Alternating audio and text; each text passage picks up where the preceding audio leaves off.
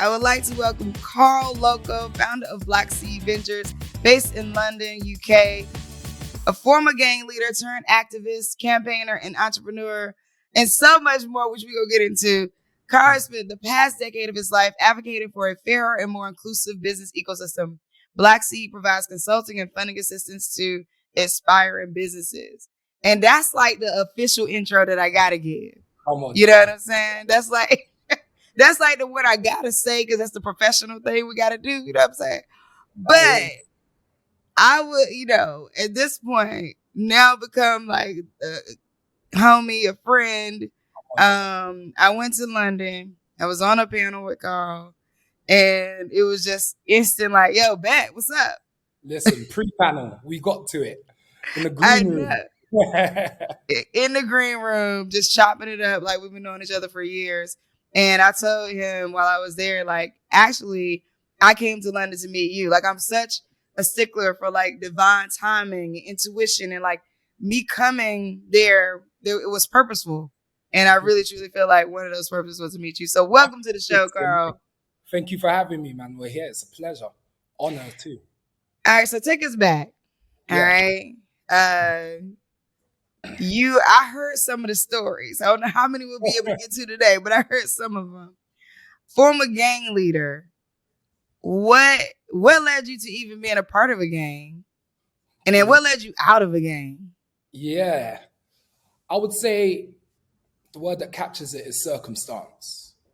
I grew up on a council estate, equivalent of like project housing, that was statistically the worst estate in London for about 7 years consecutively, which was the Mitesfield estate. And there was a lot of happenings, and there was one particular happening that I actually credit for starting my overall dark evolution. And that was the first time I witnessed someone being shot. And that was at the age of 12. And the shooter actually, after discharging his firearm, ran back to where me and my friends were playing goal to goal, which is basically what it says on the tin. You make goals out of your own kind of like jumpers and hoodies and coats, and you just shoot and try to score goal to goal, equivalent of what you guys refer to as soccer. And he ran past where we were playing, took a brick from the wall, put the firearm there, put the brick back, and told me to pass him the ball.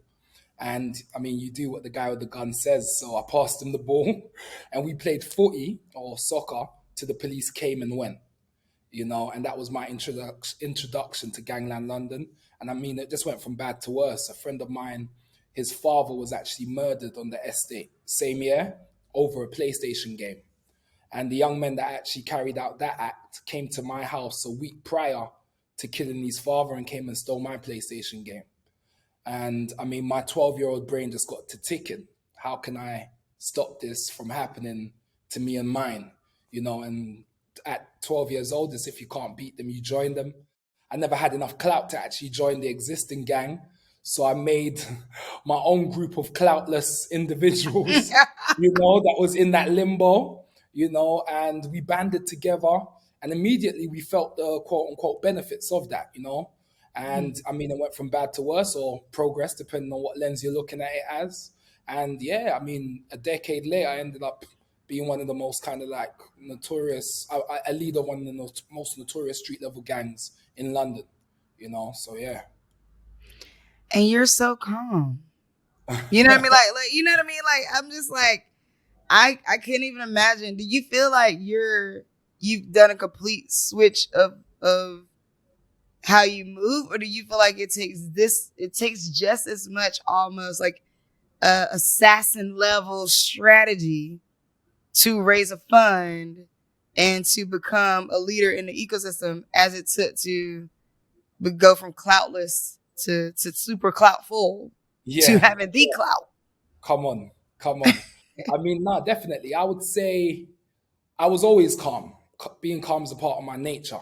But I got a 0 and I got 100 and not much in between, so it's just how I direct that. But yeah, definitely it takes the same level of audacity, bravado and just self-belief, to manifest regardless of the arena, So, I even take it today when I'm going to an investor and let's say they've got, I don't know, north of 10 billion AUM and I mean, the person I'm presenting to is on the like 100th floor, maybe in a region or a city I haven't been to before.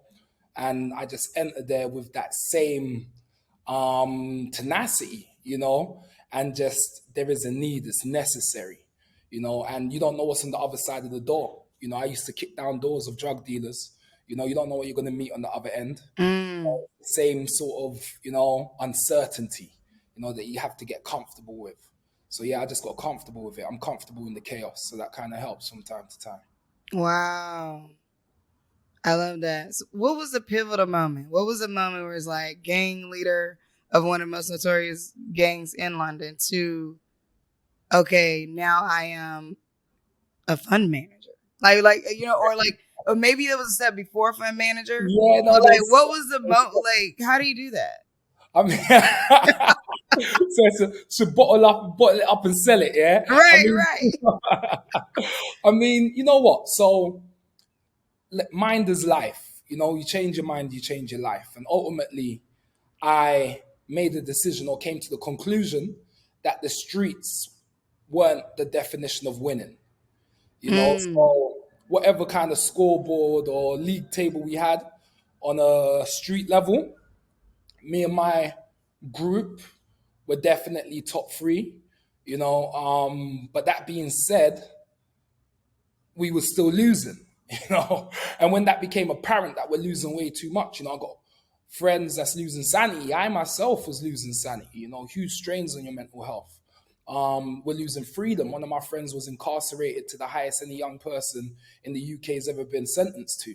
We're mm, losing literal freedom, and I mean, I'd been to so many funerals, I actually ended up like losing someone at a funeral. Like someone's like we're going there to bury someone and someone used it as an opportunity to get someone and end up killing someone at the burial site, And it's like there's this loss of life.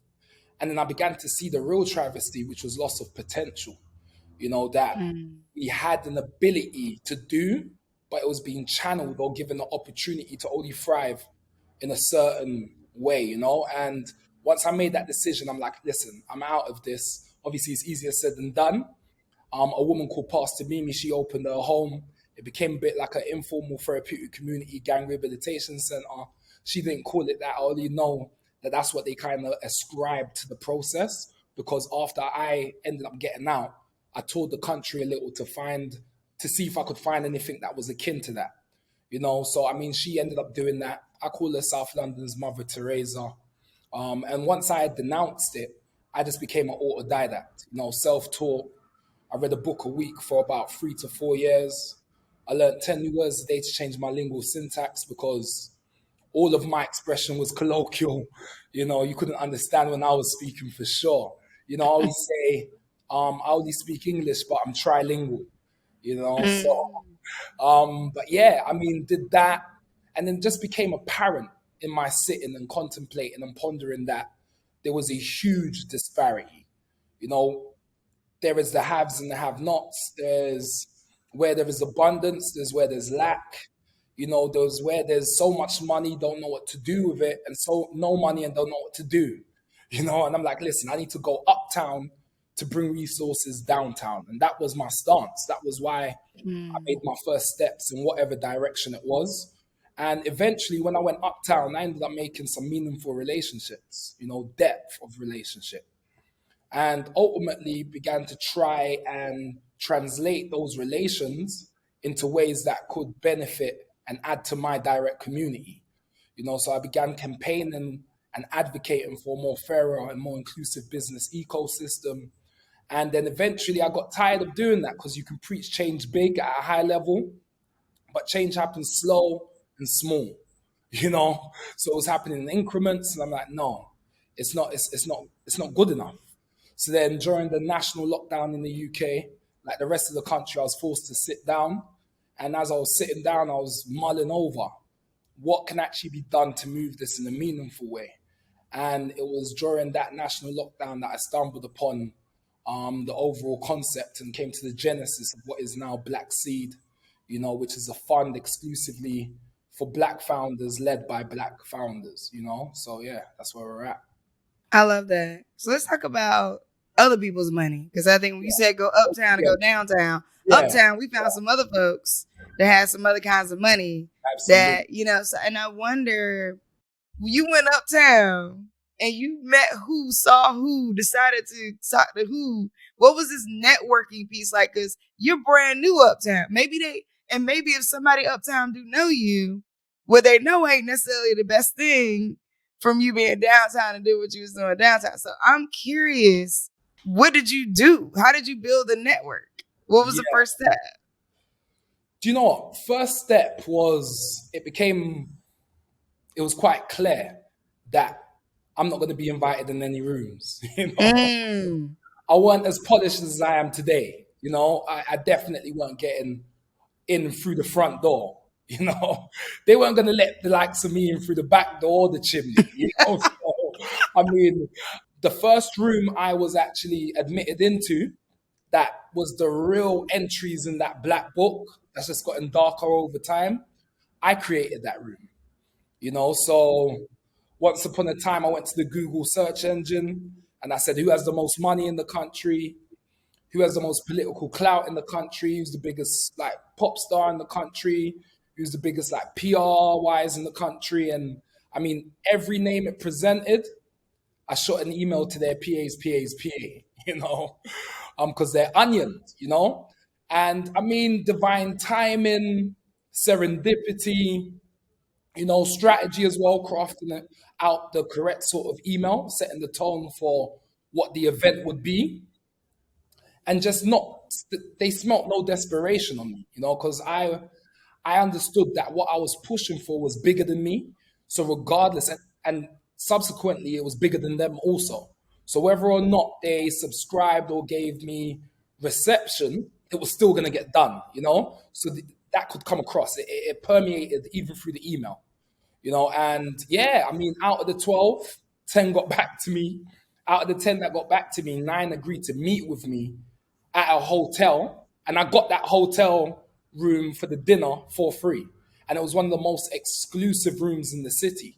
I just told them about what it was I was trying to create, and that I was going to get said cast around that table, and we're going to incubate this idea to create the country's first therapeutic community gang rehabilitation center, which was a formalization of the process I underwent informally in Pastor Mimi's home. And I mean, listen, after getting said characters, and I mean, it was the head of the leader of the equivalent of like the Republican Party in the US, which for us is the Tories. It was the biggest pop superstar in the country at the time, which was a guy called Plan B. It was the head of the Rothschild Bank, UK, Europe. I mean, you name it. And after getting them all in that room, I just passionately just relayed as to the problem and how this was a scalable solution. And everyone's kind of looking in the room, and it, the I would say the intrigue was volleying within the room and ricocheting, because they're like, he got me here, but then he also got you here, and here I am with you, and we're all kind of like, this is all tier A, tier one, So like, what's happening?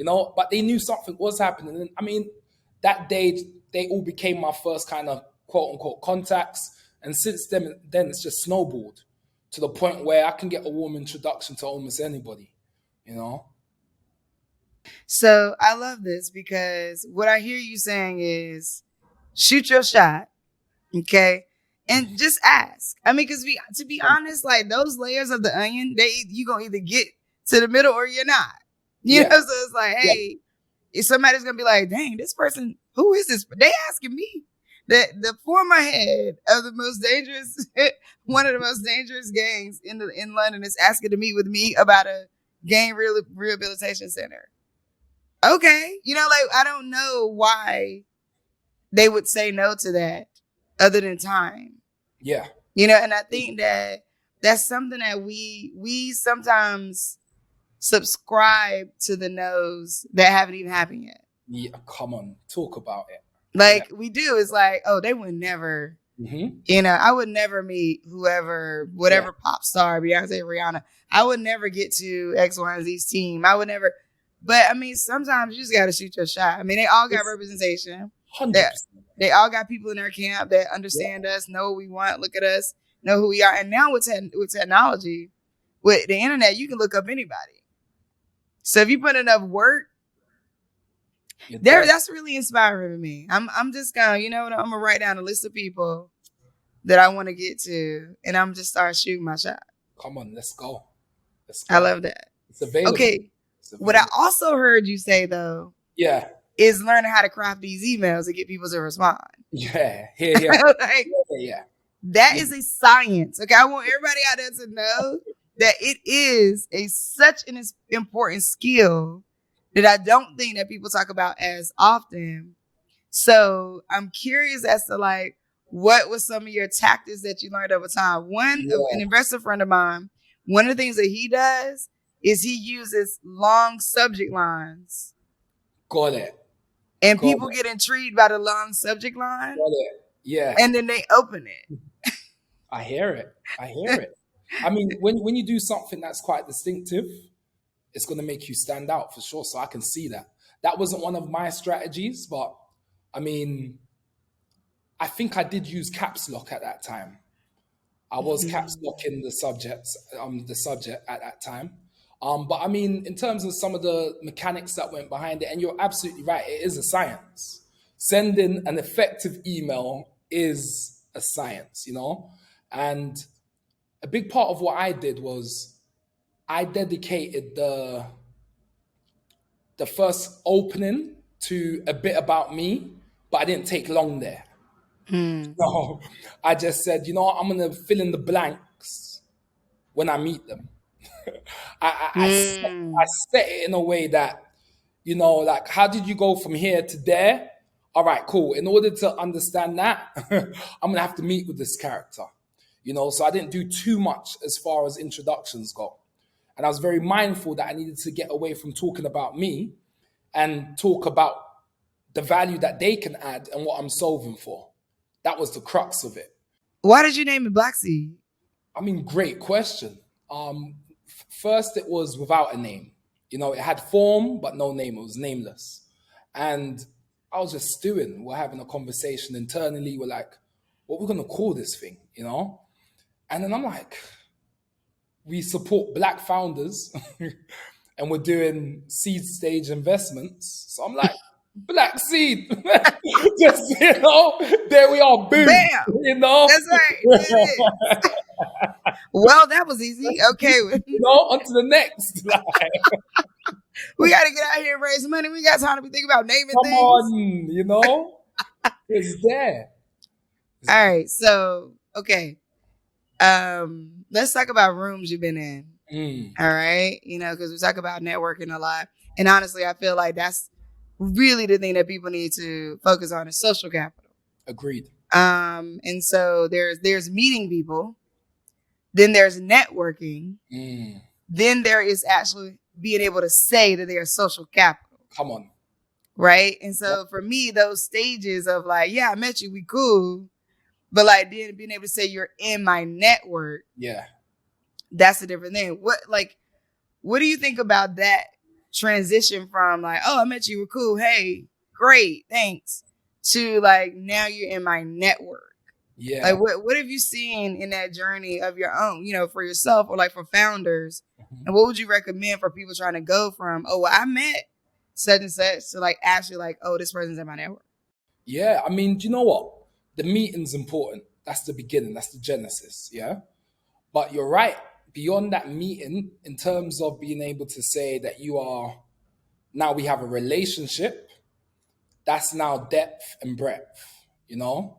And that can come by meeting on more than one occasion, you know? That's one way to kind of foster connection.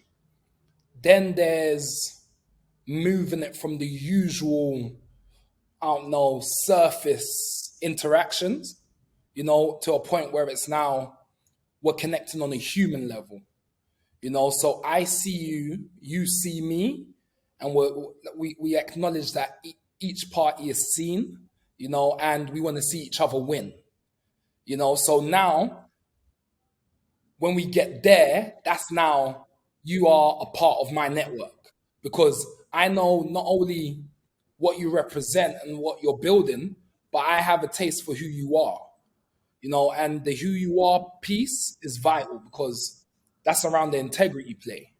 I need to know who you are to feel comfortable to then cross pollinate you with others within my network. So if we don't have that rapport, then I'm gonna have anxiety when it comes to making the volley or teeing up an introduction. So for me, it's just around creating environments, interactions, encounters that allows the person to see who you are and to connect more with what you're building. And that can be done a number of ways. It can be done through sport. It can be done by actually changing the location where you would normally meet someone, just kind of spinning it on its head. One of my earliest, like, I go from ally to partner, so I would describe him as one of my partners, even though we our names aren't maybe scribbled on a formal piece of documentation together, but I partner in this game with him. He's in a completely different industry to myself. He's one of the kings in the media industry over here in the UK. He helped to create, like, do that thing between Rihanna and River Island, and I mean, like, he's just a mover and a shaker.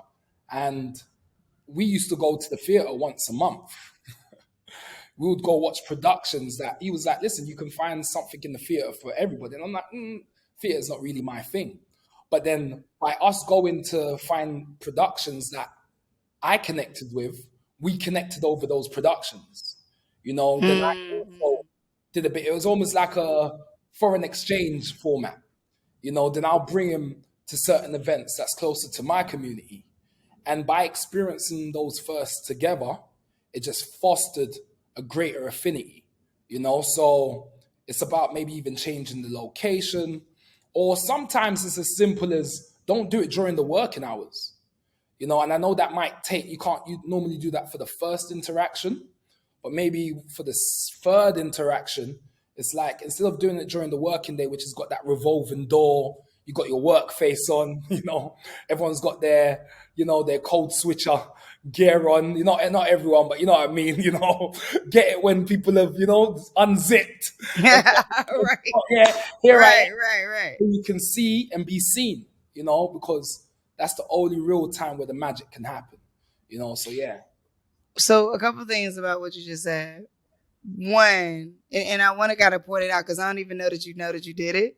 But you talked about wanting to see each other win, and then some steps to get to that mutual place, which is experiencing firsts together. I love that just because when you go into rooms where you're like, I'm the only black person, or I'm the only woman, I'm the only person that looks like me. Nobody, people don't understand, right? Initially, that may be true. Like, initially, that's the case. Yeah. The longer you stay in that room, I always say, like, people tell you, like, oh, well, if you're the smartest person in the room, you should be in a new room, or you're the smartest person in the circle, you should be in a new circle. But nobody tells you how to be the dumbest person in the circle. Yeah. It's like, Yeah. and one of the things to do when you're new in that circle is stay when you're uncomfortable. And I don't mean uncomfortable like unsafe. Yeah. So I want to be clear to separate those two. What I mean is sometimes the uncomfortability comes from there's nobody like me here. Come on. And then you start to kind of grow that commonality, and you can experience those first together. Now, I'm going to take it here. So those experiencing those first together for you was actual, like, deeper relationship building by going somewhere together. That can also happen in a moment. This may be my first time drinking this kind of drink. Come on. This may be my first time having this kind of fish, chicken. Yeah. This may be my first time having this drink in this room. That may, and I think that, like, finding those, pull those, like, everybody out there, I encourage you to pull those out of your hat sometime. Like, you got to, like, what is the first experience that both of us are having? Yeah. It's like when we're all standing in line and we're waiting a long time for a roller coaster, or, to vote, or, different instances, maybe even a grocery store. We're all having a common experience of, this is taking forever. Yeah. What is happening to this line? What? Now I don't know how much money the person in front of me got, and I don't know how much money the person behind me got. They don't know how much money I got. But there's rooms that you go into, you know exactly how much money everybody else got. Yeah. And you know exactly how much money you don't got. Yeah. Yeah. Yeah. You know? And so you're in there thinking, what am I going to have in common with these people? You know, how are we going to get to the point where we can see each other win? And I think, so I want to go back to those emails for a second.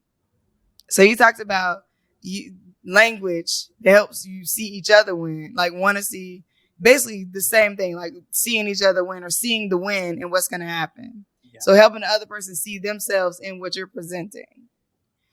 I think like there's also a place of like seeing the win. You got to see the win for yourself first before you can help anybody else see the win that they will have inside of what you got to do. Agreed. What kind of, you know, let's talk about the fun and the entrepreneur side.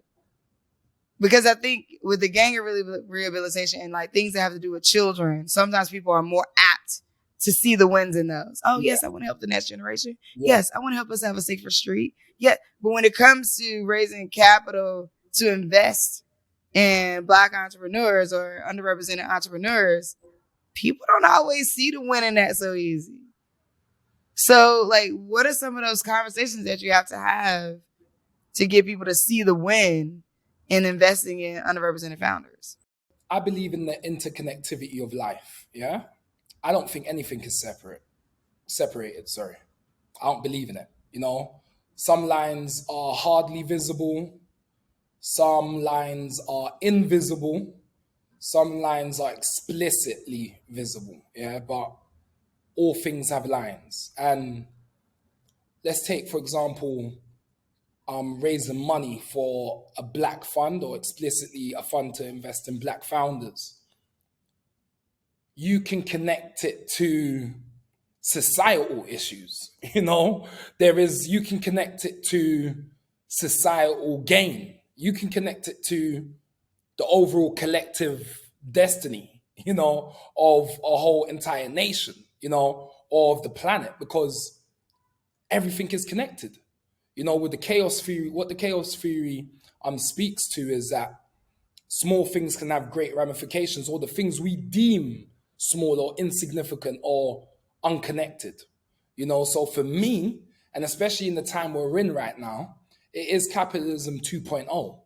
It's not just about making returns and getting returns on investment in terms of financially. It needs to be returns on investment in terms of impact, returns on investment in terms of what we're doing for the actual planet. You know, so now it's even becoming, those hardly visible lines are becoming even more and more explicitly visible. So for me, you can connect anything to anything because everything is connected. You know, so when I'm going in there, I'm like, the knock-on effect of this can actually mean that someone else growing up in a community or an environment like the one I did doesn't have to then subscribe to the lifestyle that I did. Because ultimately, it's a predominantly Black area that has been marginalized and disenfranchised, and there's no opportunity or representation or bridges kind of given access to be able to take one's agency, you know, to become something else. So they're only dealing with the cards that they've been dealt. But if we're like, we can extend the deck or extend the hand, you know, that's going to have a knock-on effect subsequently on those coming after. So this is about posterity, you know? So it's like everything is connected. You can find a way to connect it ultimately. And in this day and age when capitalism 2.0 is a thing, it's now more than ever. So what kind of founders do you fund? I want to get to that too. So people, and is only in London, only in the UK? Well, first fund one, or should we refer to it as fund 0, is just the UK. Black founders, tech or tech-enabled companies. I mean, we are obviously looking for founder fit, you know, so it makes sense as to why this person is trying to solve for this, and they have within their narrative or their experiences, at least some authenticators that can show that they can potentially execute on this front, then it's also the teams that they're able to pull together and the support they're able to galvanize. That's something that we look into as well. We would love for them to have already created maybe an MVP of sorts that has some traction, some usage, or they've been able to get some data that's informing what they want to do next, and this is explicitly what they need the money for. But ultimately we're betting, because it's so early stage, we're betting on the founder. Yeah. It's the surfer rather than the wave. They're bound to pivot to some degree. So yeah, we're back in this surfer. We need to see the resilience. We need to see the commitment. That they're going to be here for the long haul. You can see it in their eyes. I'm doing this for the next 10, 20 years. I'm doing this. This is where I'm at. And I'm not going to be scared off so easily. Bet on the surfer, not the tweet. Put that on a shirt. Come on now. We're here. If all else fails, you got another career in statement tees. Tell Drake, call me. Right. There you go. Bars. Bars on bars. Come on. I love that. No, I love that. Bet on the surfer, not the wave. I'm going to tweet that and I'm going to tag you. I'm at like I said it. But no, but I really appreciate that. You know what? I want to just talk a second about what are some of the challenges that Black founders are facing in the UK. Like the audience that you're speaking to right now, like that's hearing us right now is largely in the US. I think sometimes we're oblivious to like there's whole other worlds being lived in where the Black diaspora is also suffering in different ways. Yeah. And one of these about the UK, and I named this, if you hear this anywhere else, it came from me and somebody took it. I'm calling it the politeness epidemic. Okay, which is the idea that we have to be nice. Yeah. And in being nice, we don't confront. And in being nice, we kind of don't tell you the truth either. And in being nice, we also don't tell you no, even though we know it's no in the middle of talking to you. And in being, you know what I mean? It's like, in being nice, there's this, some deep racism there that we don't, oh no, that doesn't exist, in the UK. And so I'm interested. What kind of things are Black founders facing? Yeah, I mean, so there would be no, I would say, quote unquote, oppressive, institutionally oppressive America without the UK. So we gotta hold up. Yeah, hold up. You just said we gotta let the beat breathe on that one, okay? Because you just said a thing that we don't often give enough light to. Yeah. That's real. That is 100% real. Okay, go ahead.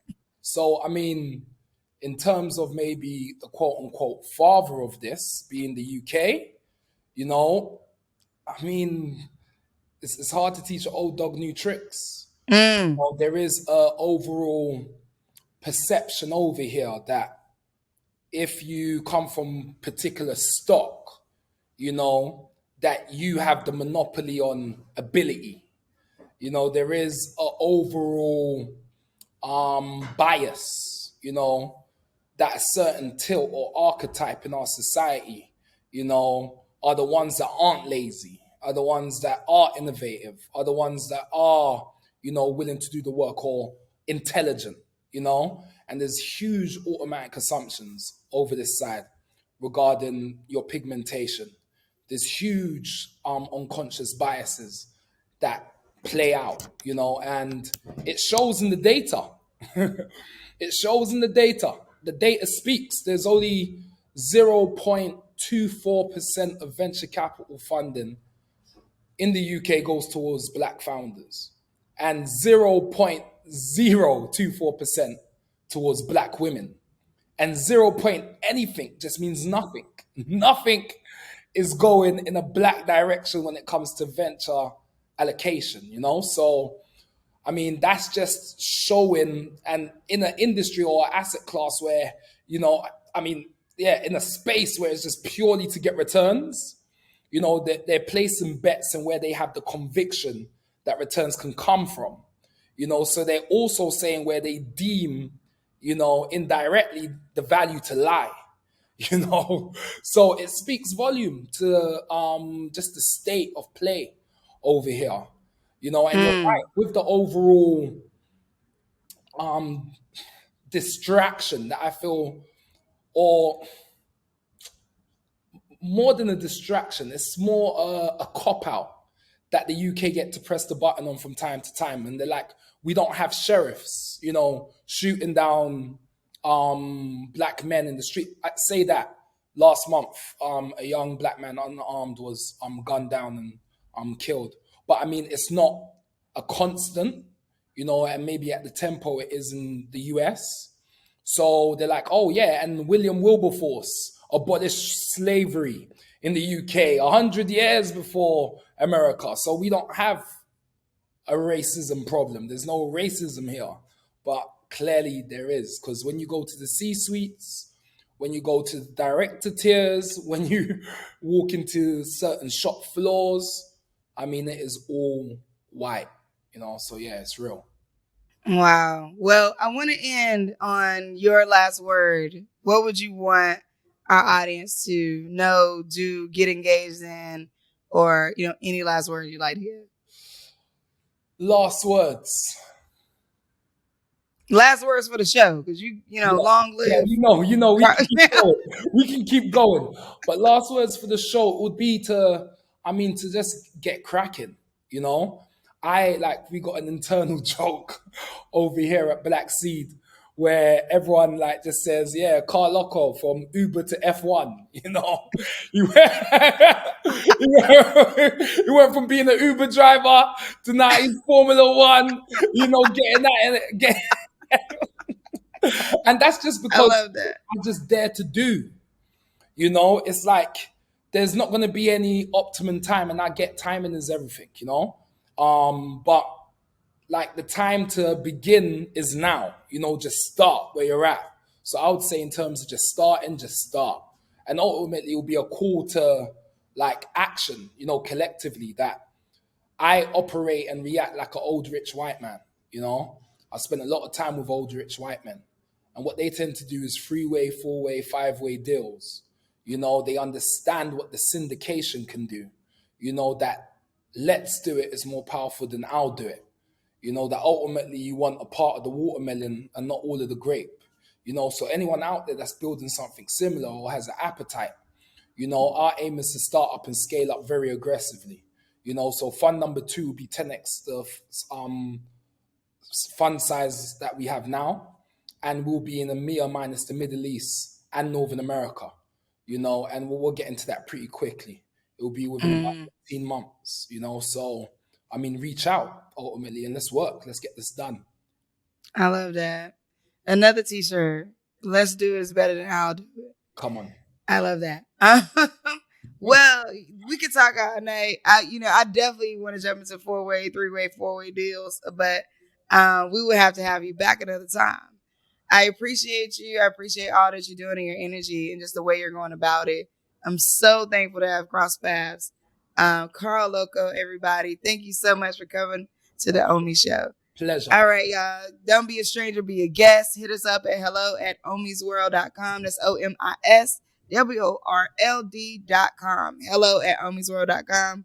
We'll see y'all next week. We right here every week, every Sunday at noon is the place to be. We'll see you next week.